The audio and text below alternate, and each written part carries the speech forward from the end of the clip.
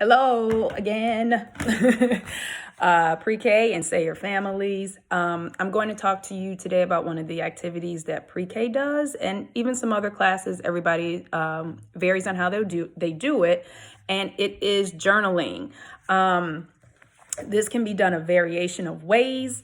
You don't need a special notebook. You could really just get a stack of papers together, staple them, paper clip them, however you want to do it. It doesn't have to be a special book. If you have a book with a whole bunch of blank paper in it, feel free to use that. Again, there are many different ways that you can do it. So you could give your child a prompt, for example, and say, hey, today I want you to journal about what was your favorite day? Tell me about what your favorite day was, your favorite experience or your favorite memory.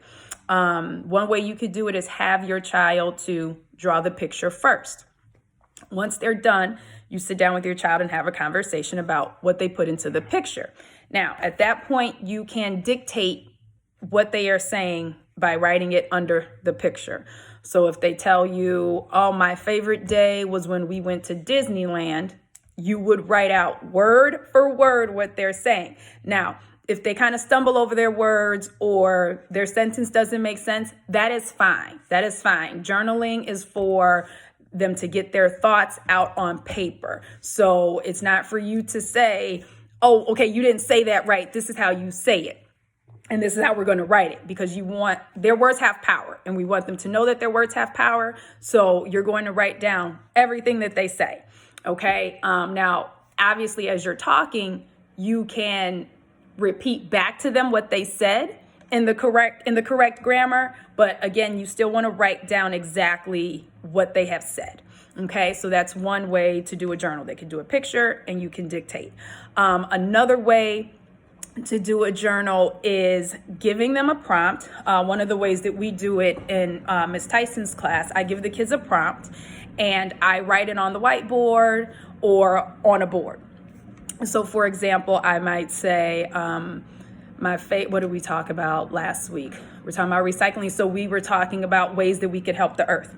So my prompt was, one way that I can help the earth is. Now what I'll do is I'll write that out and the kids will copy it.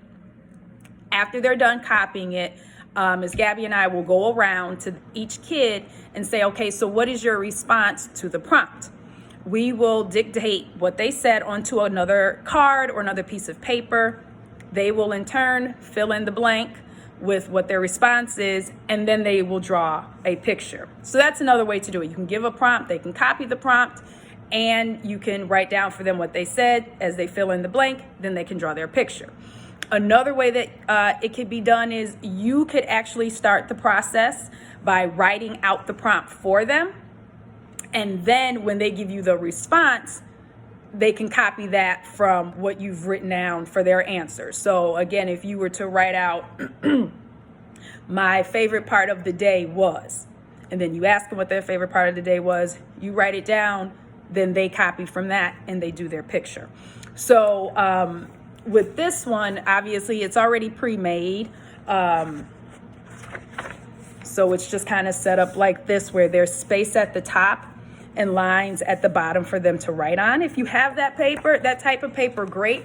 If you don't, no big deal. No big deal. It's completely up to you how you want that to work. But there are many different ways to journal, and you can try them all out. You do one that, they seem to like the best, or completely up to you, but you do have options.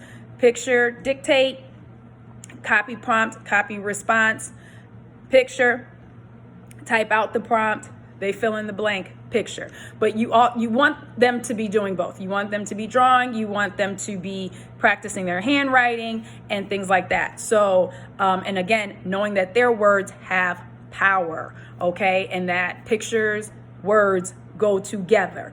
One thing we also talk about in our class is if you're drawing a picture of a rainbow, then your words should have something to do with a rainbow. So, for our recycling, when we were talking about what ways that we could help the earth, we talked about, hey, are you going to be drawing pictures of you excuse me, you know, on a rainbow.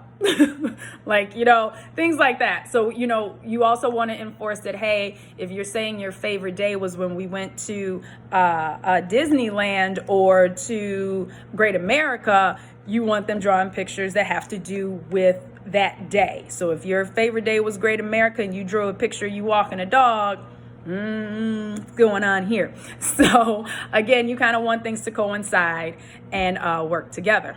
All right. Happy journaling.